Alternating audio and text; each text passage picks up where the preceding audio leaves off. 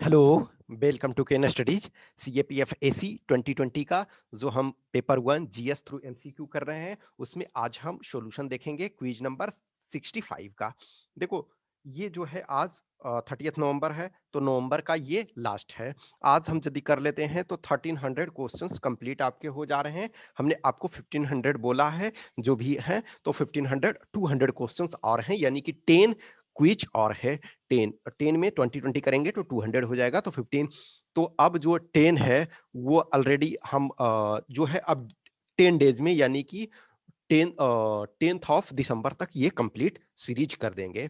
तो 1500 क्वेश्चन हो जाएगा। जिनको भी ये सीरीज चाहिए होगा उन्हें पे करना पड़ेगा। 1500 पे करने पर वो सारे उनको वीडियो का एक्सेस भी मिल जाएगा और सारे क्वेश्चंस के पीडीएफ भी मिल जाएंगे।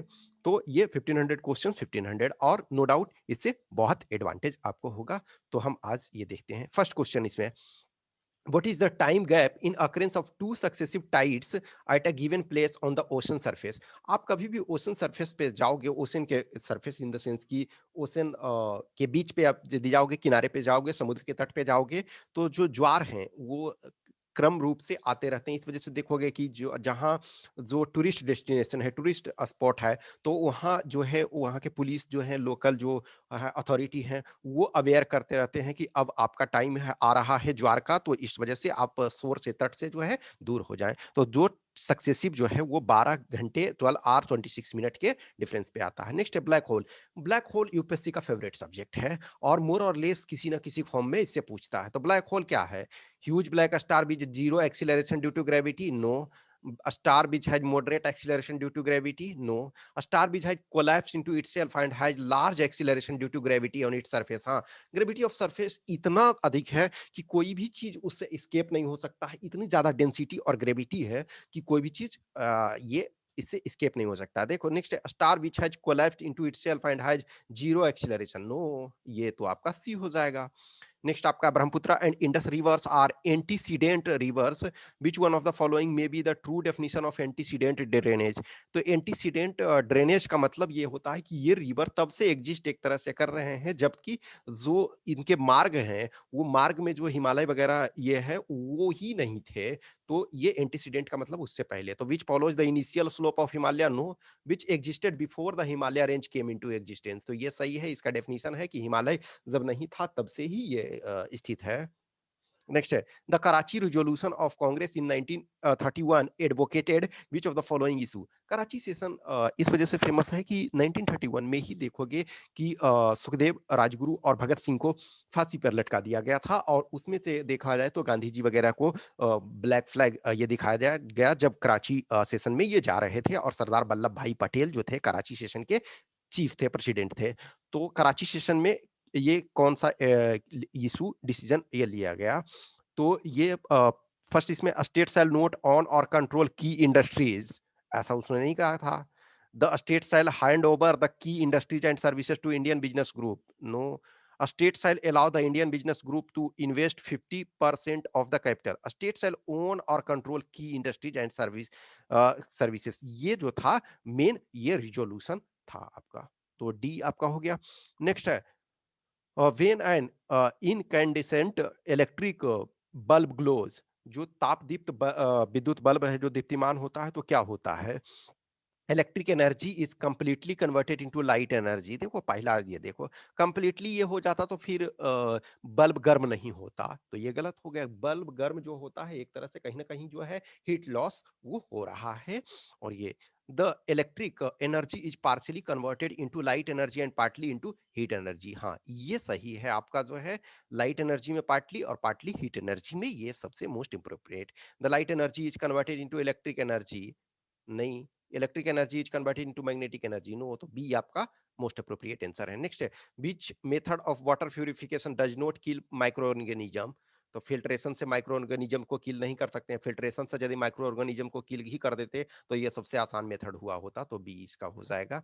नेक्स्ट आपका है regarding money bill which of the following statement is not correct? तो a bill shall be deemed to be a money bill if it contains only provisions related to imposition, abolition, remission, alteration और regulation of any tax. ये statement सही है लेकिन not correct कर रहा है।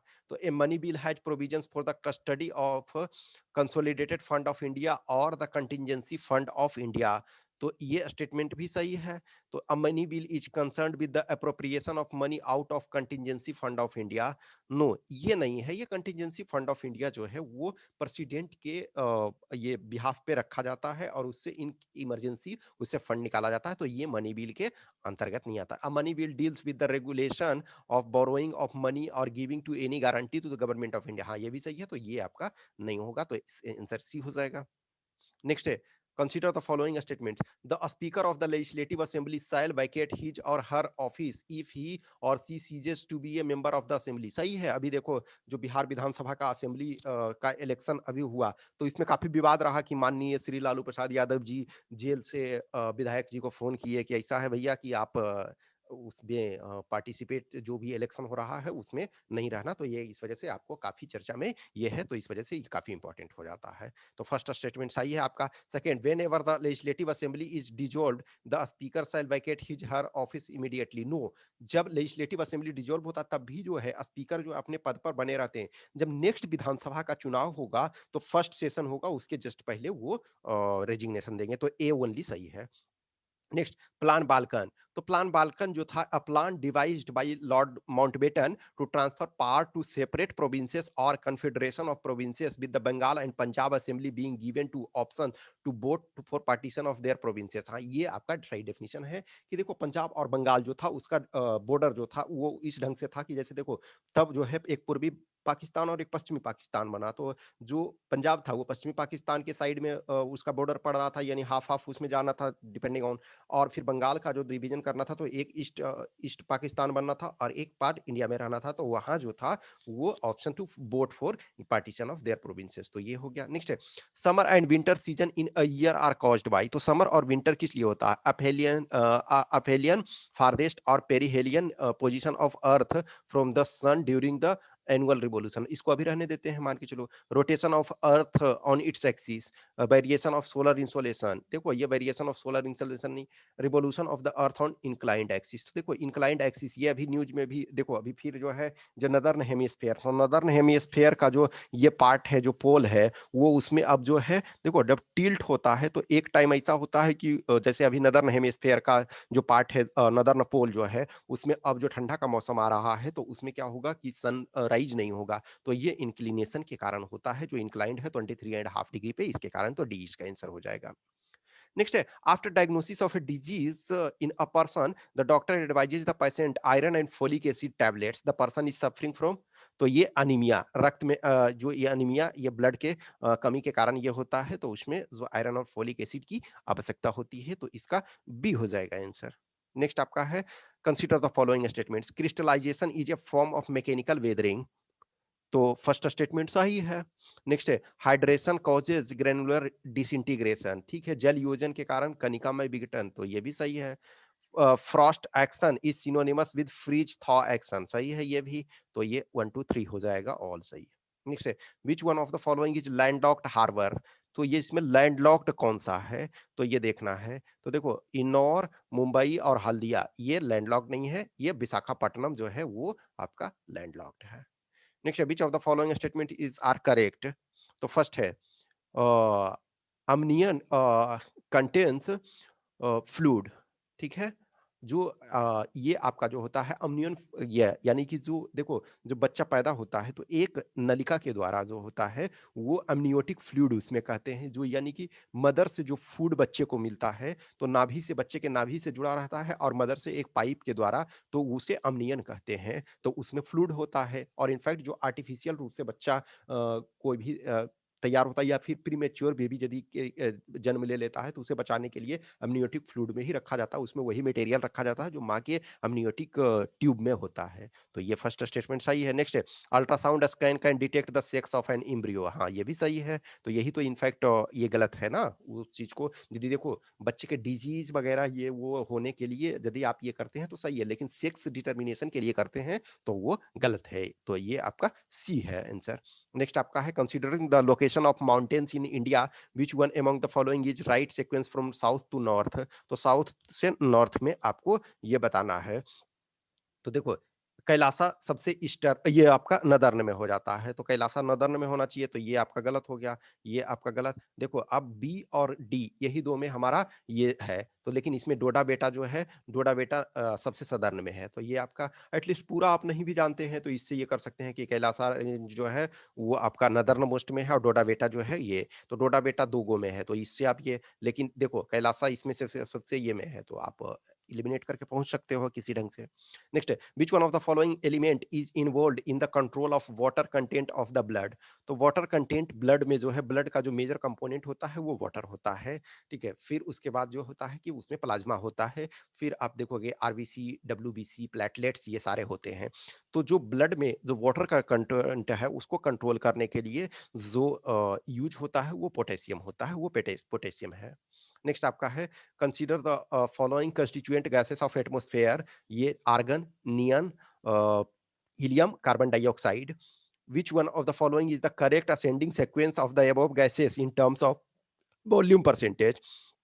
तो देखो वॉल्यूम परसेंटेज में कह रहा है कि सबसे अधिक क्या है, आर्गन आपका है, तो आर्गन सबसे अधिक है, तो दो आपका ये ए और बी दो विकल्प आपके पास। उसके बाद देखोगे आर्गन के बाद जो आपका होता है वो कार्बन डाइऑक्साइड है, उसके बाद नियोन है और उसके बाद हीलियम। हीलियम जैसे जैसे ऊपर बढ़ते जाते हो तो वो तब यानी आउटर एटमॉस्फेयर में जो है हीलियम आपका अधिक है, तो इसमें हो जाएगा 1 4 ये 1423 तो इसका बी आंसर हो गया। नेक्स्ट है, the site of cellular respiration in animal cell is, तो एनिमल सेल में जो सेलुलर रिस्पायरेशन होता है वो कहाँ होता है, तो माइटोकॉन्ड्रिया में होता है। नेक्स्ट आपका है ये sound waves are similar to the, तो साउंड वेव जो है मैकेनिकल वेव है, तो of laser light passing through air, no. Generated in a stretched wire by heating और plucking the wire, no. Generated in a pipe filled with air by moving the piston attached to pipe up and down, ये सही है, तो ये mechanical wave होता है। Mobile phone tower, no. ये जो आपका है इलेक्ट्रोमैग्नेटिक वेव, इसमें इसमें और ये इलेक्ट्रोमैग्नेटिक वेव होता है, तो ये आपका सी हो जाएगा। लास्ट क्वेश्चन इस सीरीज में, विच one of the following reflects the most appropriate relationship between law and liberty? तो देखो कहते हैं ना कि लॉ एंड लिबर्टी, तो लॉ है तो उसको लोग फॉलो करते हैं, तो एक तरह से लिबर्टी तभी आपका फ्रीडम हो सकता रह सकता है। अब जस्ट इमेजिन करो कि ट्रैफिक लाइट हो, तो सब अपना अपना सिर्फ राइट ये करे कि हमको लिबर्टी होनी चाहिए कि हम जब जाएं तब ट्रैफिक हमेशा ये विदाउट रुके हुए चले जाएं, तो उससे एक्सीडेंट वगैरह होगा, तो लॉ होना उसके लिए जरूरी है। तो if there are more laws there is less liberty. अभी हम फिलहाल ये देखते हैं कि लो मोर लॉ होगा तो लेस लिबर्टी, ये जरूरी नहीं। लॉ यदि होगा उसका प्रॉपर इंप्लीमेंटेशन हो रहा है तो लिबर्टी भी अधिक हो सकता है, तो ये सही नहीं है। If there are no law there is no liberty, हाँ ये आपका मोस्ट अप्रोप्रिएट है। अब देखो और भी देख लेते हैं, if there is liberty law have to made by the people, no कोई जरूरी नहीं है ये। If law are change too often liberty is in danger, तो ये हो भी सकता है ये नहीं भी हो सकता, लेकिन इसमें और इसमें कंफ्यूजन है। तो if there are no law there is no liberty, ये मोस्ट अप्रोप्रिएट है कि लिबर्टी लॉ यदि नहीं आप रखोगे तो लिबर्टी का कोई मतलब ही नहीं। जस्ट इमेजिन करो कि कोई भी है जो मत न्याय जिसको कहते हैं, कि अब मान के चलो कि लॉ नहीं होगा, जो जिसको मर्जी है थोपिया देगा जा करके, किसी के साथ कोई भी गलत कर लेगा, चोरी कर लेगा, बलात्कार कर देगा, वॉट एवर। लेकिन लॉ होगा तो लोग घबराए रहते हैं, तो दूसरे का फ्रीडम ये रहता है। तो ये 20 क्वेश्चन हो गया। तो आज इस 20 क्वेश्चन के आंसर की यहाँ दिए हुए, तो आज हमने कर लिया, तो ये 1300 क्वेश्चन हमने कंप्लीट कर लिया। 200 हमको और करना है, तो नवंबर का आज ये लास्ट है। अब हम जो है अभी तक हमने जो बोला था कि ये कर रहे थे कि मंडे से फ्राइडे तक, अब हम क्योंकि 10 डेज में आपका सारा कंप्लीट, यानी कि 10 दिसंबर तक आपको पूरा ये हो जाएगा, और जो भी सब्सक्राइबर हो गए तो उनको क्वेश्चंस मिल जाएंगे वो ये पीडीएफ फॉर्म में, तो आप उसको रिवाइज ये लास्ट मोमेंट पे ये कंटिन्यू देखो, जो जो सब्सक्राइबर जिसमें ये हैं तो हम उनका डेली पीडीएफ भेजते जा रहे थे ही। Okay, thank you.